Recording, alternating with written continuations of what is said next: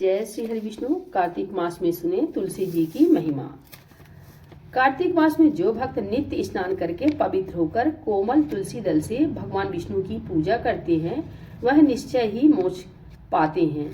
पूर्व काल में भक्त विष्णुदास भक्ति पूर्वक तुलसी पूजन से शीघ्र ही भगवान के धाम को चला गया और राजा चोल उसकी तुलना में गौण हो गए। तुलसी से भगवान की पूजा पाप का नाश और पुण्य की वृद्धि करने वाली है। अपनी लगाई हुई तुलसी जितना ही अपनी जड़ को फैलाती है उतने ही सहस्त्र युगों तक मनुष्य ब्रह्मलोक में प्रतिष्ठित रहता है।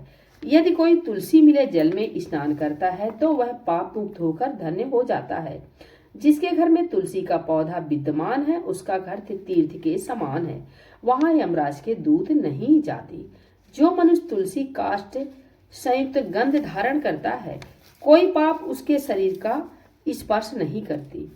जहाँ तुलसी वन की छाया हो वहीं पर पितरों की तृप्ति के लिए श्राद्ध करना चाहिए।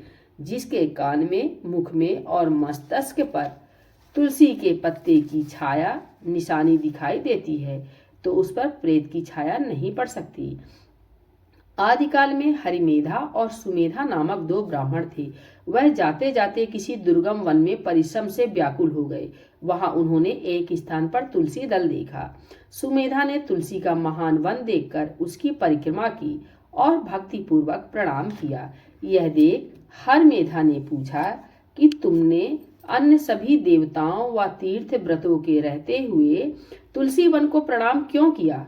तो समेधा ने बताया कि प्राचीन काल में जब दुर्वासा के श्राप से इंद्र का ऐश्वर्य छिन गया तब देवताओं और असुरों ने मिलकर समुद्र मंथन किया तो धन्वंतरी रूप भगवान श्री हरि और दिव्य औषधियां प्रकट हुई। उन दिव्य औषधियों में मंडलाकार तुलसी उत्पन्न हुई जिसे ब्रह्मा आदि देवताओं ने श्रीहरि को समर्पित किया और भगवान ने उसे ग्रहण कर लिया।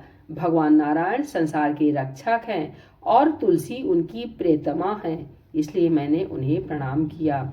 सुमेधा इस प्रकार कह ही रहे थे कि सूर्य के समान अत्यंत तेजस्वी विशाल विमान उनके निकट उतरा। उन दोनों के समक्ष ही वहां एक बरगद का वृक्ष गिर पड़ा और उसमें से दो दिव्य पुरुष प्रकट हुए। उन दोनों ने हरिमेधा और सुमेधा को प्रणाम किया। तब दोनों ब्राह्मणों ने उनसे पूछा कि आप कौन हैं? तब उनमें से जो बड़ा था वह बोला, मेरा नाम आस्तिक है और एक दिन मैं नंदन वन में क्रीड़ा करने गया था तो देवांगनाओं ने मेरे साथ इच्छा अनुसार विहार किया। उस समय उन युवतियों के हार की मोती टूटकर तपस्या करते हुए लोमस रिस पर गिर पड़े।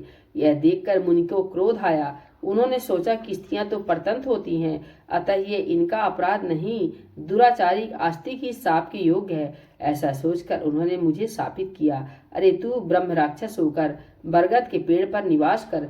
तब जब मैंने विनती से उनसे प्रसन्न किया तो उन्होंने शाप से मुक्ति की विधि सुनिश्चित कर दी कि जब तू किसी ब्राह्मण के मुख से तुलसी दल की महिमा सुनेगा तो तत्काल तुझे उत्तम मोक्ष प्राप्त होगा। इस प्रकार मुक्ति का शाप पाकर मैं चिरकाल से इस वट वृक्ष पर निवास करता था। आज दैववश आपके दर्शन से मेरा छुटकारा हुआ है। तत्पश्चात वे दोनों श्रेष्ठ ब्राह्मण परस्पर पुण्यमयी तुलसी की प्रशंसा करते हुए तीर्थ यात्रा को चल दिए। इसलिए भगवान विष्णु को प्रसन्नता देने वाले इस कार्तिक मास में तुलसी की पूजा अवश्य करनी चाहिए।